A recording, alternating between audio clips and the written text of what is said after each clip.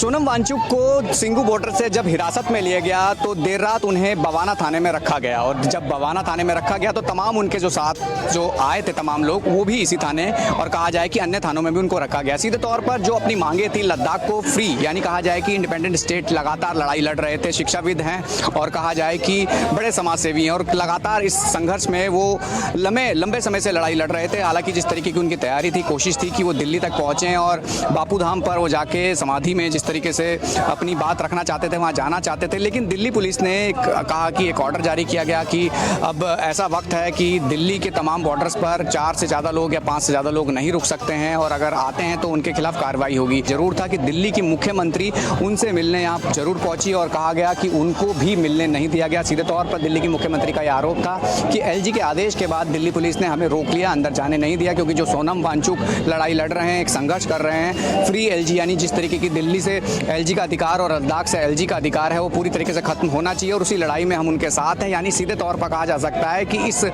पूरी लड़ाई में कहा जाए कि जो सोनम वांगचुक लड़ रहे हैं उसमें अब एक राजनीतिक पार्टी यानी कहा जाए कि दिल्ली सरकार वो भी उनके समर्थन में यहाँ पहुंची थी। लेकिन कैमरा अभिनाथ के साथ Rahul Prakash, news 24 Delhi. Social activist Sonam Wangchuk को दिल्ली पुलिस ने हिरासत में ले लिया है। दरअसल सोनम वांगचुक लद्दाख से दिल्ली तक की अपने अधिकारों के लिए, लद्दाख के अधिकारों के लिए अपने सहयोगियों के साथ यात्रा कर रहे थे, लेकिन दिल्ली में घुसने से पहले ही उन्हें हिरासत में ले लिया गया, जिस पर नेता विपक्ष और कांग्रेस सांसद राहुल गांधी ने अपनी प्रतिक्रिया एक्स हैंडल पर जताई है। उन्होंने लिखा कि पर्यावरण और संवैधानिक अधिकारों के लिए शांतिपूर्वक मार्च कर रहे सोनम वांगचुक जी और सैकड़ों लद्दाखियों को हिरासत में लेना अस्वीकार्य है। लद्दाख के भविष्य के लिए खड़े होने वाले बुजुर्गों को दिल्ली की सीमा पर क्यों हिरासत में लिया गया, ऐसा भी उन्होंने सवाल उठाया। साथ ही उन्होंने मोदी जी के लिए लिखा कि मोदी जी, किसानों की तरह ये चक्रव्यूह भी टूटेगा और आपका अहंकार भी टूटेगा, आपको लद्दाख की आवाज सुननी होगी। ये सब बातें करते हुए उन्होंने दिल्ली पुलिस कमिश्नर से, जो कांग्रेस नेता केसी वेणुगोपाल ने बताया कि दिल्ली पुलिस कमिश्नर से भी नेता विपक्ष राहुल गांधी ने बात की और उनसे ये जाना कि आखिर सोनम वांगचुक को हिरासत में क्यों लिया गया है, क्या कारण है। ये सब बातें उन्होंने दिल्ली पुलिस कमिश्नर से भी की। विनय सिंह, न्यूज़ 24 दिल्ली। जम्मू कश्मीर में आज विधानसभा के तीसरे और आखिरी चरण का मतदान हो रहा है। कुल 415 उम्मीदवार चुनावी मैदान में हैं, जिनके भाग्य का फैसला 29,18,000 मतदाता करेंगे। 5,060 मतदान केंद्र बनाए गए हैं। हम इस समय मौजूद हैं गांधीनगर में। आपको बता दें कि जम्मू संभाग के 24 विधानसभा सीटों के लिए आज वोट डाले जा रहे हैं और वहीं कश्मीर संभाग के 16 विधानसभा सीटों के लिए वोट डाले जा रहे हैं। कुल 40 सीटें हैं जिन पर आज वोटिंग हो रही है। वोटरों को आप देखिए, मतदाताओं को देखिए, यहाँ पर पहुंचे हैं ताकि लोकतंत्र के महापर्व में ये पार्टिसिपेट कर सकें। जो मतदाता हैं वो लगातार पहुंच रहे हैं और आपको बता दें कि जैसे जैसे दिन आगे बढ़ता जाएगा वैसे वैसे मतदान केंद्रों में मतदाताओं की भीड़ बढ़ती जाएगी। लेकिन 8 तारीख को यानी 8 अक्टूबर को चुनावों के नतीजे आएंगे, तब साफ हो जाएगा कि जनता ने किस पर अपना भरोसा जताया है। कैमरामैन जितेंद्र के साथ पंकज शर्मा, न्यूज़ 24 जम्मू गांधीनगर। खत्म होने के लिए कुछ ही समय बाकी रह गया है। काउंटडाउन शुरू हो चुका है और हरियाणा में चाहे वो भारतीय जनता पार्टी हो, कांग्रेस ने अपनी पूरी ताकत झोंक दी है। इस समय हम रोहतक में हैं, जहां पर आप देख पा रहे हैं कि पूर्व मुख्यमंत्री भूपेंद्र सिंह हुड्डा लगातार ही हरियाणा के अलग अलग हिस्सों में, क्योंकि भूपेंद्र सिंह हुड्डा स्टार प्रचारक भी हैं और वहीं पर अलग अलग हिस्सों में जनसभाएं भी कर रहे हैं।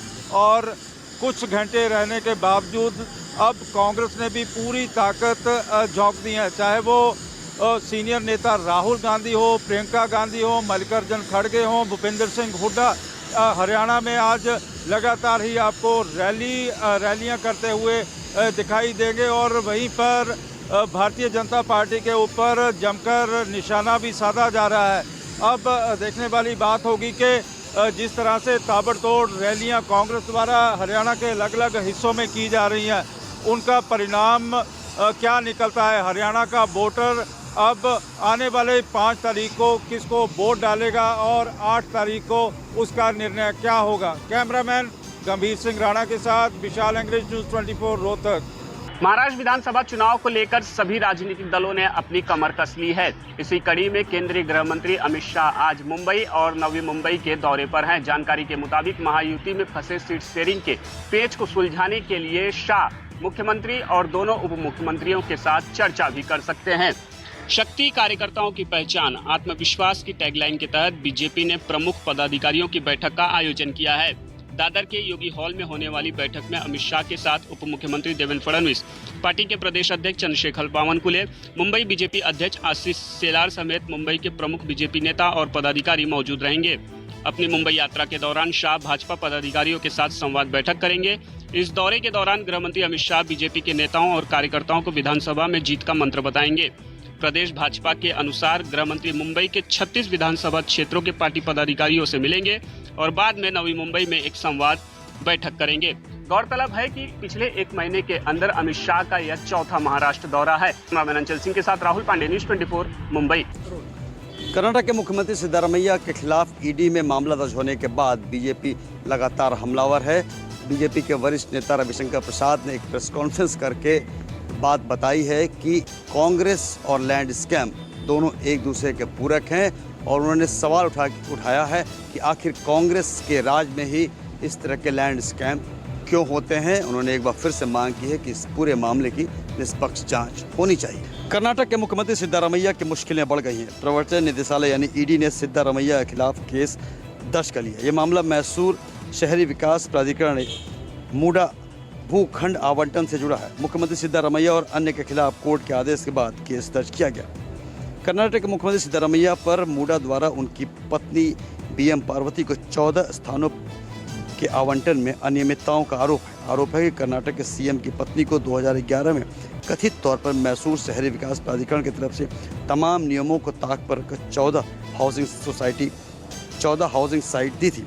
राज्य में विपक्षी दल भारतीय जनता पार्टी लगातार इस मुद्दे पर प्रदर्शन कर रही है और सीएम सिद्धारमैया का इस्तीफा मांग रही है। बता दें कि मूडा लैंड स्कैम में सबसे पहले वहां के गवर्नर ने जांच की मांग की थी। उसके बाद हाई कोर्ट में एक फैसला आया कि जांच होनी चाहिए। उसके बाद लोकायुक्त ने मामला दर्ज किया और उसी लोकायुक्त के दर्ज मामले के आधार पर प्रवर्तन निदेशालय ने कल हवाला के तहत मामला दर्ज कर लिया है और अब इस मामले में आगे जांच जारी है। शानदेव, न्यूज़ 24। महाराष्ट्र विधानसभा चुनाव को देखते हुए महाविकास आघाड़ी में सीट बंटवारे को लेकर चर्चा का दौर शुरू हो चुका है। मैराथन बैठक का दौर जारी है। सोमवार के दिन शिवसेना के साथ साथ एनसीपी और कांग्रेस के नेता शामिल हुए। इस दौरान सीट बंटवारे को लेकर कई सारी बातें हुई। सूत्रों की माने तो अधिकतर सीटों पर सहमति बन गई है, लेकिन अभी भी बड़ा भाई कौन इसको लेकर पेच फंसा हुआ है। शिवसेना उद्धव ठाकरे की पार्टी ज्यादा से ज्यादा सीटें लड़ना चाहती है, तो वही कांग्रेस भी ज्यादा सीटों पर अड़ी हुई है। हालांकि नेताओं का कहना है कि अगले 2 से 4 दिन के बीच में सीट बंटवारे का जो पैच है वो सुलझ जाएगा और कहा जा रहा है कि नवरात्रि के शुरुआत में ही सीट बंटवारा का फैसला हो जाएगा और लिस्ट जारी की जाएगी। बता दें कि हरियाणा के चुनाव नतीजों के बाद कभी भी महाराष्ट्र विधानसभा चुनाव की घोषणा हो सकती है। कैमरा पर्सन अचल सिंह के साथ अंकुश जायसवाल, न्यूज़ 24 मुंबई। जाने माने अभिनेता गोविंदा के पैर से गोली निकाल ली गई है। अभी गोविंदा की हालत ठीक बताई जा रही है। सुबह 4:45 बजे के करीब जब गोविंदा घर से कोलकाता के लिए निकलने वाले थे, तभी वो अपनी रिवॉल्वर अलमारी में रख रहे थे। बताया जाता है कि उस समय रिवॉल्वर हाथ से छूटी और जैसे ही रिवॉल्वर नीचे गिरी मिसफायर हो गया और गोविंदा के पैर में गोली लग गई। इसके बाद गोविंदा को पास के ही क्रिटिकल केयर हॉस्पिटल में एडमिट कराया गया और यहाँ पर डॉक्टरों ने अब गोली को निकाल लिया है। इसके बाद गोविंदा का एक ऑडियो मैसेज भी आया है। गोविंदा ने डॉक्टरों समेत सभी अपने शुभचिंतकों को धन्यवाद दिया है और कहा है कि इस समय वो बिल्कुल ठीक है। इस मामले में अभी कोई पुलिस का बयान नहीं आया है। पुलिस का कहना है कि जब गोविंदा पूरी तरह से ठीक हो जाएंगे इसके बाद ही उनका बयान दर्ज किया जाएगा। राजेंद्र के साथ इंद्रजीत सिंह, न्यूज़ 24 मुंबई। नवरात्र शुरू होने वाले हैं और इसी दौरान गरबे के बड़े बड़े भव्य आयोजन होते हैं, पंडाल लगते हैं, लेकिन मध्य प्रदेश में गरबा में एंट्री के लिए अब अजीबोगरीब तरह की मांग की गई है। इंदौर से बीजेपी के ग्रामीण जिलाध्यक्ष चिंटू वर्मा की तरफ से, जिन्होंने मांग की है कि गरबे में एंट्री से पहले गौमूत्र पिलाया जाए जो लोग एंट्री करने आ रहे हैं, क्योंकि तिलक लगा के उनका ये तर्क है कि तिलक लगाने से लेकर तमाम तरह की जो है एक विशेष धर्म के लोग यहाँ पहुँचते हैं, लेकिन अगर गौमूत्र पिलाकर उनकी एंट्री की जाएगी तो ये पता चल जाएगा कि वो किस धर्म के हैं। और इसी तरह की एक अजीबोगरीब तरह की मांग की गई है बीजेपी के ग्रामीण जिलाध्यक्ष की तरफ से। दूसरी तरफ देखा जाए तो कांग्रेस इस तरह की मांग जो कर रहे हैं उनको बेतुकी बता रही है। उनका कहना है कि ये एक धार्मिक आयोजन जरूर है, लेकिन इस तरह के आयोजनों में अगर इस तरह की मांग की जाती तो ये कहीं ना कहीं उनको इस तरह की मांग पर आपत्ति यहाँ पर कांग्रेस दर्ज कर रही है। कैमरा पर्सन कमलेश व्यास के साथ विपिन श्रीवास्तव, न्यूज़ 24 मध्य प्रदेश। देश भर में बुलडोजर की कार्रवाई को लेकर सुप्रीम कोर्ट दिशा निर्देश जारी करेगा और इस संबंध में सुप्रीम कोर्ट में सुनवाई पूरी हो गई। आज सुनवाई के दौरान सुप्रीम कोर्ट ने स्पष्ट कर दिया कि सार्वजनिक जगहों पर, सड़क पर, रेलवे की जमीन पर या तालाब इत्यादि पर अगर कोई निर्माण हुआ है, चाहे वो मंदिर है या मस्जिद है या गुरुद्वारा है, ऐसा कोई निर्माण है तो उसे जाना होगा, यानी उसे खत्म होना होगा। कोर्ट ने कहा क्योंकि ये पब्लिक की समस्याओं से जुड़ा मसला है, ये कानून व्यवस्था का मसला है, ये पब्लिक ऑर्डर का मसला है। सुप्रीम कोर्ट ने अपने पिछले आदेश को अगले आदेश तक के लिए बढ़ा दिया है। 17 सितंबर को सुप्रीम कोर्ट ने कहा था कि देश भर में कहीं भी बुलडोजर की कार्रवाई नहीं होगी और उसमें कोर्ट ने ये छूट दी थी कि सार्वजनिक जगहों पर अगर अतिक्रमण हुआ है तो वहां पर सरकारें, प्रशासन बुलडोजर की कार्रवाई उस जगह को खाली करने के लिए कर सकती है। आज सुनवाई के दौरान सुप्रीम कोर्ट में बुलडोजर की प्रक्रिया पर सवाल खड़े हुए। सुप्रीम कोर्ट पहले भी सवाल खड़ा कर चुका है और सुप्रीम कोर्ट ने पहले ही कहा था कि इस संबंध में दिशा निर्देश बनाए जाने की जरूरत है। हालांकि उत्तर प्रदेश, मध्य प्रदेश और राजस्थान की तरफ से पेश हो रहे सॉलिसिटर जनरल तुषार मेहता ने कहा कि आरोप निराधार है कि मनमाने ढंग से और आरोपियों के घरों पर बुलडोजर की कार्रवाई होती है। उन्होंने इन आरोपों को खारिज किया और कहा कि एक निगेटिव नैरेटिव बनाने की कोशिश हो रही है। कैमरामैन सुनील किशोर के साथ प्रभाकर मिश्रा, न्यूज़ 24 दिल्ली।